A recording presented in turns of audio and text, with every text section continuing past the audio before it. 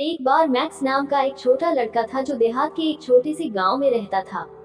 Max का अपनी दादी के साथ बहुत करीबी रिश्ता था, जो अपने परिवार के साथ रहती थी। मैक्स की दादी उसे अपनी युवावस्था के किस्से सुनाती थी और वह विस्मय भरी आंखों से सुनता था।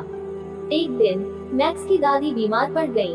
मैक्स उसे पीड़ित देखने के लिए तबाह हो गया था और वह किसी भी तरह से उनकी मदद करने के लिए बेताब था। वह अपने दिन अपने बिस्तर के किनारे बैठकर बिताता था, उनका हाथ पकड़ता था और उसे आराम करने की कोशिश करता था। हालांकि जैसे जैसे दिन बीतते गए, उनकी दादी की हालत बिगड़ती गई और परिवार को पता था कि अंत निकट था। अपनी दादी की मृत्यु के दिन मैक्स असंगत था।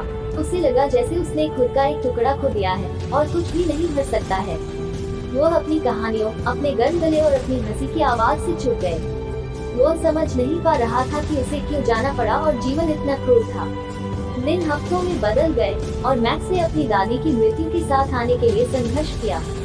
उन्होंने खुद को अपने परिवार और दोस्तों से पीछे हटते हुए पाया, रैट के समुद्र में खो गया।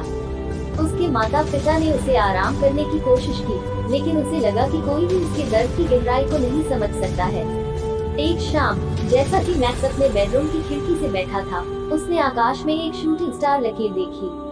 उसने अपनी आंखें बंद कर ली और एक इच्छा बनाई, एक इच्छा कि वह अपनी दादी के साथ फिर से हो सके। अपने आश्चर्य के लिए उसने अपने चेहरे पर एक कोमल हवा महसूस की और जब उसने अपनी आंखें खोली तो उसने अपनी दादी को मुस्कुराते हुए देखा। मैक्स को फिर से अपनी दादी को देखने के लिए बहुत खुश था। उन्होंने एक दूसरे को कसकर गले लगाया और मैक्स ने उसे गर्मजोशी से महसूस किया और प्यार उसे घेर लिया। उन्होंने पूरी रात बात की और हंसते हुए बिताई, जैसे वे करते थे। मैक्स को लगा जैसे उन्हें अलविदा कहने और अपने नुकसान के साथ शांति बनाने का दूसरा मौका दिया गया था। अगली सुबह जब मैक्स जाग गया तो उसे एहसास हुआ कि उसकी दादी वास्तव में वापस नहीं आई थी। यह सब एक सपना था, लेकिन मैक्स के लिए यह एक सपना था जिसने उसके टूटे हुए दिल को ठीक कर दिया था और उसे आगे बढ़ने की अनुमति दी थी।